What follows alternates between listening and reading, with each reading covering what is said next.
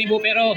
Kunjungan hari ini ada berapa orang? Ibu Isyana, kita kolaborasi ya.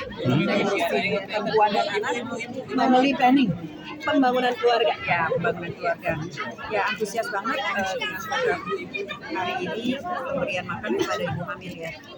Karena program pencegahan stunting ini sebenarnya dimulai dari ketika ibu hamil di kandungan. Jadi banyak kadang-kadang ibu hamil itu suka lupa kalau kandungannya itu juga bayi yang harus dikasih makan yang bergizi. Jadi hari ini adalah program makanan bergizi untuk ibu hamilnya dan juga ibu-ibu balita ya. Karena untuk pencegahan stunting itu mau nggak mau anak-anak itu minimal 1000 hari pasca dari perut itu benar-benar harus 5 hari kehidupan ya. Itu benar-benar harus menjadi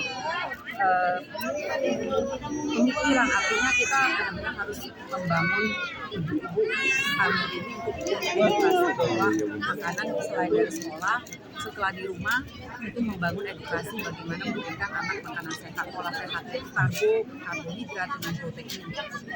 Jadi itu harus seimbang supaya anak-anak mendapat gizi. Setelah menerima manfaat tadi apa yang disampaikan oleh ibu hamil dan ibu menyusui? Ya, ibu sangat senang, bahkan tadi ada yang nangis, terharu ya, karena itu kebetulan nenek yang punya menjaga cucunya 4 sama 5 dan program-program yang diberikan itu pengennya ibu-ibu bisa mengerti bahwa anak-anak berkualitas itu jauh lebih baik daripada kita punya banyak anak. Melahirkan gampang ya, 9 bulan.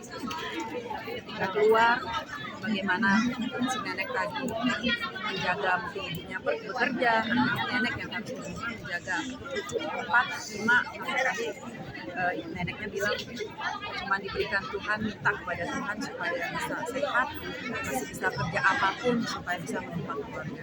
Artinya program family planning itu penting banget karena investasi keluarga itu anak berkualitas jauh lebih baik.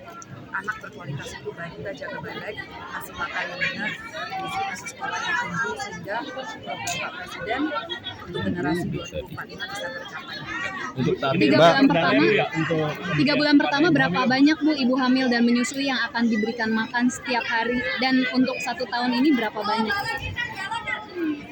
Baik, jadi kalau jumlah dari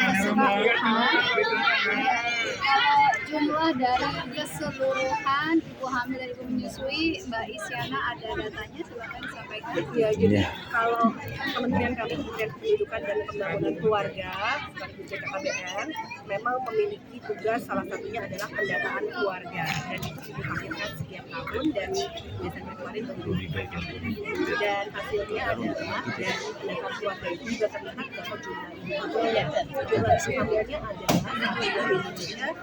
1.070 ribuan, 1.070 ribuan. Kemudian ibu menyusuinya di sekitar angka 3,7 juta. Untuk saat ini memang program ini masih dijalankan di sejumlah titik.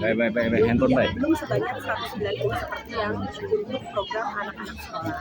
Karena memang ada hal-hal teknis yang perlu diatur selanjutnya, terutama terkait dengan kesiapan masing-masing SPPG atau satuan pelayanan pemenuhan gizi yang dimiliki oleh BGN.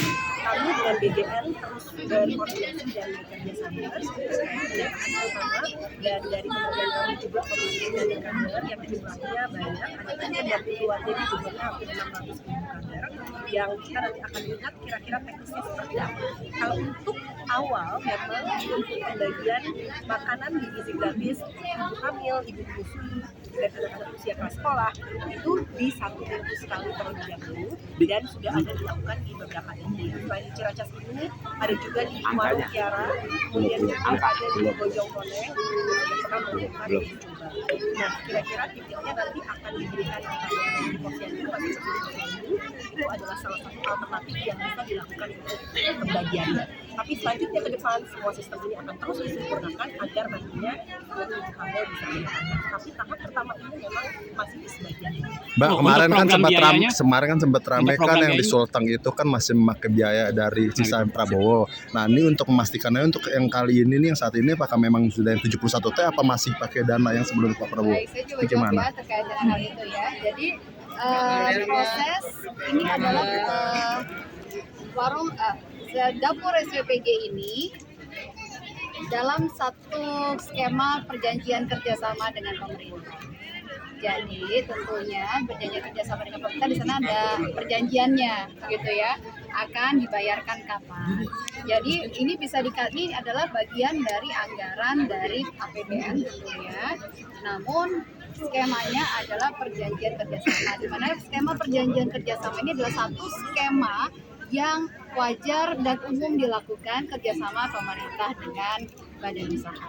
Jadi demikian ya, tolong dipahami, tetap menggunakan APBN dengan skema perjanjian kerjasama yang dibayarkan nanti sesuai dengan tenggat waktu dari masing-masing perjanjian kerjasama.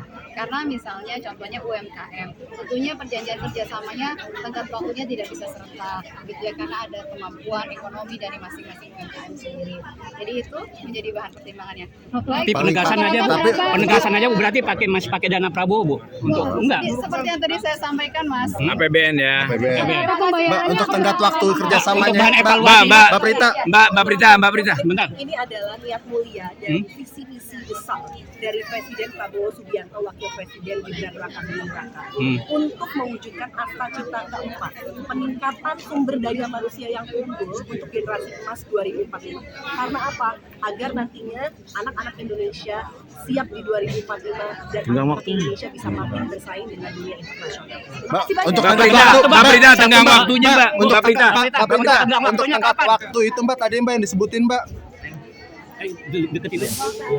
Terima kasih.